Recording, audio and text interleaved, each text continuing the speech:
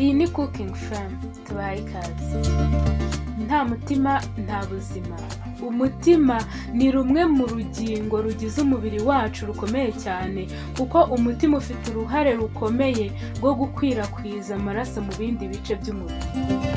Nubwo bimeze bityo ariko, ntitwakwirengagiza ko abantu barenga miliyoni 18 ku isi babura ubuzima buri mwaka kubera indwara z'umutima.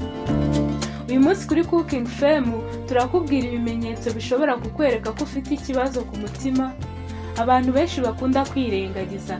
Turanakubwira kandi impamvu zitera icyo kibazo cyo ku mutima kiza ako kanya utari ufite ibimenyetso, ari byo bita silent heart attack. Mbere yuko dutangira, reka dushimire abakomeje kutwereka ko mudukurikirana. Dushimire abakoze subscribe n'abakomeza kutwohereza comment zitandukanye. Turashishikariza kandi abatarakora subscribe ko muri gucikanwa n'ibiganiro byiza Cooking Fam tubategurira buri munsi.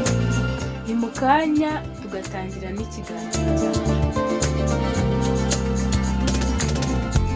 Abantu benshi bakunze kugira ikibazo ku mutima ariko ntibahite babimenya kuko nta bimenyetso bifatika bibonyeho, ari byo bita silent heart attack.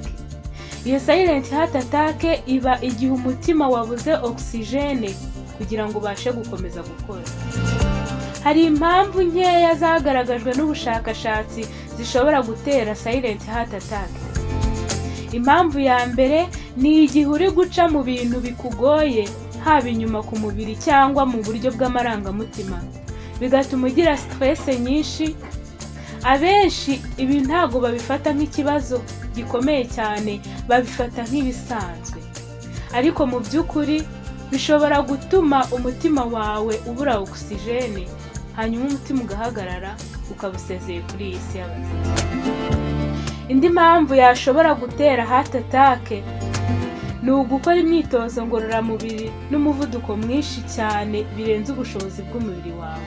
Hari abantu benshi bakunda gukora imyitozo ngororamubiri bagamije kugabanya ibiro cyangwa se kongera imikaya, bagakora imyitozo ngororamubiri irengeje cyane, bakananiza umutima ukabura oxygene, hanyuma ugasanga umuntu arapfuye. Indi mpamvu ishobora gutera silent heart attack ni ugukorera imyitozo ngororamubiri ukayikorera ahantu hakonje cyane. Ibi nabyo bishobora gutuma ugira iki kibazo cya silent heart attack. Izo zari impamvu zatuma ugira silent heart attack. Noneho reka turebere hamwe ibimenyetso abantu benshi birengagiza byakwereka ko ufite iki kibazo cya silent heart attack. Kuko tubikesha ubushakashatsi bwakozwe bwerekanye ko ikimenyetso cya mbere cyatuma ugira silent heart attack ari ugutera cyane k'umutima. Iyo ufite iki kibazo cya silent heart attack, umutima wawe uratera mu buryo bukabije cyane. Ikindi kimenyetso ni ukumva ucika intege, ukumva unaniwe cyane. Iyo wagize iki kibazo cya silent heart attack, imitsi y'ingingo zawe zose ntibasha gukora neza, bityo ukumva unaniwe cyane kandi ugacika intege mu buryo bugaragara. Ikindi kimenyetso abantu benshi bakunda kwirengagiza cya silent heart attack, iyo wagize iki kibazo cya silent heart attack ugira isereri, rimwe na rimwe ukaruka, ukababara mu nda. Hari na bamwe bakunda kugira ikibazo cya diare. Ikindi kimenyetso ni ukumva uribwa mu gatuza cyane.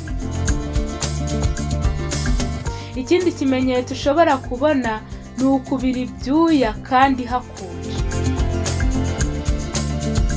Ubushakashatsi kandi bwerekanye ko ku muntu ufite iki kibazo cya silent heart attack akunze kubabara ijosi, amaboko, umugongo, ndetse akanababara igice cyo hejuru mu gifu. Ubushakashatsi kandi bwerekanye ko ushobora kugira light headed. Iki ni igihe wumva utebo, wumva ugiye kugwa umeze nk'uwasinze.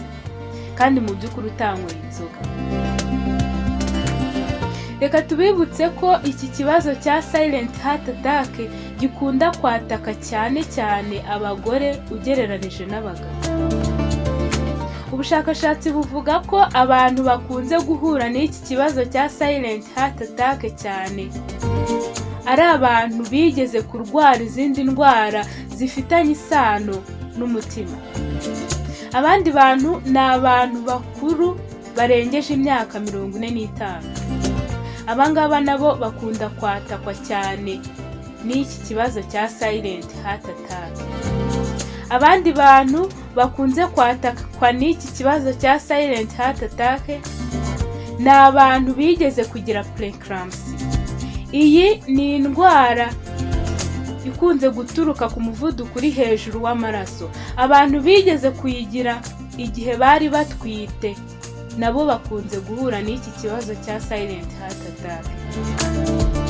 Bakunzi ba Cooking FM, niba wibonyeho kimwe muri ibyo bimenyetso twavuze haruguru, ihutire kujya kwa muganga kuko utinze umutima ushobora guhagarara burundu ukabura ubuzima bwawe. Reka tubashimire ko mukomeje gukurikira iki kiganiro, kandi tubashimire ko mukomeje kudukurikira kuri Cooking FM. Dushimire kandi abakoze subscribe n'abakomeje kutwohereza comment zitandukanye mutubwira niba hari ibyo twahindura cyangwa niba hari ikindi kiganiro mwifuza ko twabategura. Tuributsa kandi abatarakora subscribe, tubashishikariza gukora subscribe kugira ngo mujye mukomeza kubona ibiganiro byiza Cooking FM ibagezaho buri gihe. Turabashimiye, turabakunda, mukomeze kugira ibihe